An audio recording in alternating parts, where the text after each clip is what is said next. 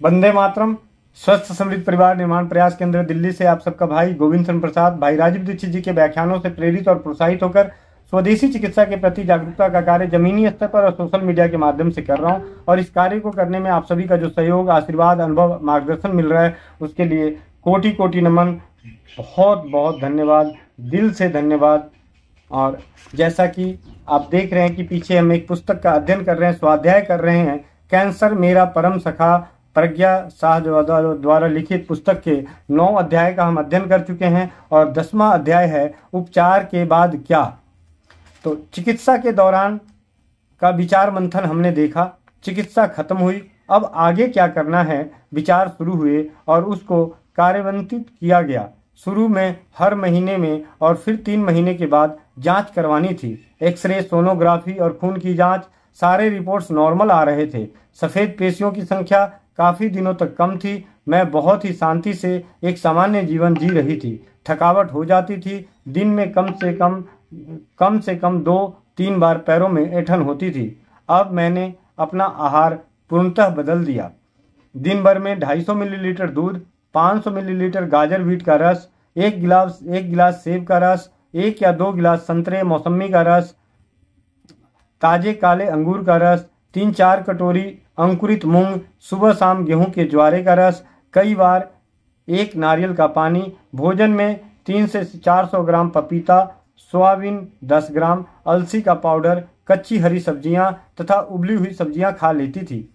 हर एक रस उसके असली स्वाद में बिना किसी परिवर्तन के लेती थी। गेहूं के ज्वारे का रस निकालते समय उसमें कृष्ण तुलसी के 70-80 पत्ते डालती थी। सर्दियों में 4-5 महीने आंवला, अदरक, हल्दी, आमिया हल्दी मिलाकर 5-6 चम्मच रस में पानी मिलाकर पी लेती थी। सूखा मेवा योग्य मात्रा में लेती थी, लेकिन पकाया हुआ खाना नाप तोलकर ही लेती थी। भिन्न मौसम में जो सब्जी फल उपलब्ध न हो तो बदले में पत्ता गोभी, लौकी का रस या पपीते के बदले अमरूद, केला, पीच, जामुन, तरबूज जो भी उपलब्ध फल हो खा लेती थी। पूरे 3 साल मैंने अत्यंत नियमित रूप से उपचार समझकर ही इसका प्रयोग किया और मुझे उसमें सफलता मिली। पिछले 2 साल से मैं एक वक्त बिल्कुल सीधा साधा भोजन लेती हूँ। रसों का प्रमाण थोड़ा कम किया है, लेकिन इस सूची में से कोई भी पदार्थ मैंने पूर्णतः बंद नहीं किया। धीरे धीरे मेरी ताकत बढ़ गई। शाम की सैर शुरू हुई। आज मैं रोज शाम को 4 किलोमीटर तेजी से चलती हूँ। मैं एक बार में 100 सीढ़ियाँ चढ़ती हूँ। प्रीतम नगर के योग साधना केंद्र में सुबह योगासन के लिए जाना शुरू किया। आसन, प्राणायाम, यौगिक क्रिया, श्वासन और ध्यान की साधना नियमित रूप से 3 साल तक करते रहने से काफी फायदा हुआ। आजकल बच्चों की जिम्मेदारी होने से मैं केंद्र में नहीं जाती, लेकिन सुबह घर में रोज आसन, प्राणायाम, ध्यान करती हूँ। मेरा उत्साह कई गुना बढ़ गया। विचारों में स्थैर्य और शांति आ गई। मन और हृदय में हल्कापन आ गया। वर्तमान में जीना सीख गई हूँ। दुनिया की हर चीज को साक्षी भाव से देखती हूँ। अपनी भावनाओं पर पहले से अधिक नियंत्रण रख सकती हूँ। भूतकाल को बार बार दोहराने में और भविष्य की चिंता करने में हम वर्तमान का आनंद ही नहीं ले पाते। उपचार खत्म होने के बाद मेरा वजन 72 किलो हो गया था। शरीर बेढप बना था। डॉक्टर कल्पना कोठारी ने कहा कि 72 किलो से 75 किलो नहीं हुआ तो यह वही बड़ी बात होगी। वजन तो बढ़ेगा ही, लेकिन जीवन दान हासिल करने के लिए कोई तो कमी स्वीकारनी होगी। लेकिन मुझे हार मानना मंजूर नहीं था। मैंने मन में एक गांठ बांध ली। अब आगे चलकर मुझे अपना जीवन उत्साह और प्रसन्नता से ही बिताना है। मैं अपना वजन जरूर कम करूंगी। 6 महीने में 12 किलो वजन घटा हुआ देखकर डॉक्टर विस्मित हो गए। मनुष्य के पास जबरदस्त संकल्प शक्ति होती है, हम उसे कितना इस्तेमाल करते हैं उसी पर सब अवलंबित है। कभी कभी कैंसर के उपचार से वजन काफी मात्रा में कम हो जाता है। उस समय वजन बढ़ाने का संकल्प करके आहार में परिवर्तन करना चाहिए। मुझे यह पसंद नहीं है। इन शब्दों को छोड़कर प्रयत्नशीलता से आहार बढ़ाकर वजन बढ़ा सकते हैं। पुरुषार्थ के सामने प्रारब्ध पंगु बन जाता है, इसलिए पुरुषार्थ करें, प्रारब्ध उसके पीछे दौड़ता आएगा। मुझे 5 साल तक दिन में 2 बार टेमोक्सिफेन गोलियां लेनी पड़ी। 2 साल पहले मेरी ओवरी में गांठ आ गई थी। ऑपरेशन द्वारा ओवरी और गर्भाशय निकाल दिया गया। गांठ में कैंसर नहीं था, सब कुछ नॉर्मल था, किसी बात की तकलीफ नहीं हुई। आज मैं बिल्कुल स्वस्थ हूँ, शायद पहले से भी अधिक प्रसन्नता से जीवन जी रही हूँ। कैंसर की चिकित्सा के समय मैंने अनेक किताबों के द्वारा तथा इंटरनेट से ब्रेस्ट कैंसर के बारे में काफी जानकारी हासिल की थी। कैंसर दोबारा न हो इसलिए कौन सी सावधानी बरतनी चाहिए यह भी ज्ञात किया। प्राणवायु कैंसर का सबसे बड़ा शत्रु है। तुम्हारे शरीर की प्रत्येक पेशियां अगर प्राणवायु से भरी हो तो कैंसर क्रियाशील नहीं होता।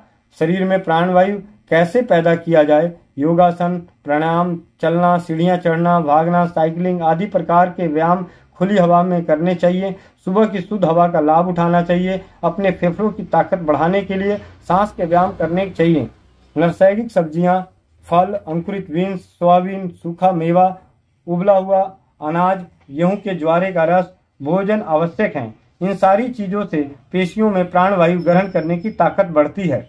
हमारे दैनिक आहार में जो तेल और घी होता है उसमें जो ओमेगा 6 फैटी एसिड है वह कैंसर के विषाणुओं को क्रियाशील बनाने का काम करता है। इसलिए तेल में बनी हुई चीजें कैंसर पेशेंट के लिए जहर जैसी होती है। तली हुई चीजें और मिठाइयां खाना बंद कर दें, इसमें घबराने की कोई बात नहीं। नाप कर तेल का उपयोग सब्जी दाल में कर सकते हैं तथा सादगी का जीवन बिता सकते हैं। हमें और भी कई साल जीना है ना, इसलिए हर एक दिनचर्या को स्वाभाविक तौर से लीजिए। ब्रेस्ट कैंसर के पेशेंट के शरीर में अधिक मात्रा में मेद होना हानिकारक है, इसलिए मेद और मोटापा न बढ़ने की सावधानी रखनी चाहिए। मांसाहार छोड़ देना चाहिए। चीज, तली हुई चीजें, मैदा, मिठाई, शक्कर इन चीजों को भोजन से हटा दीजिए। प्राकृतिक पदार्थों का ग्रहण ज्यादा करें। कैंसर को रोकने से इससे काफी मदद मिलेगी। विटामिन ई, सी, ए और बीटा कैरोटीन अपने शरीर में कैंसर विरुद्ध हमला देने की क्षमता बढ़ाते हैं। इन पदार्थों में ये तत्व होते हैं, उन्हें एंटीऑक्सीडेंट कहा जाता है। कैंसर की क्रियाशीलता को रोकने वाले ये तत्व अपने भोजन में भरपूर मात्रा में लेने की सावधानी रखनी चाहिए।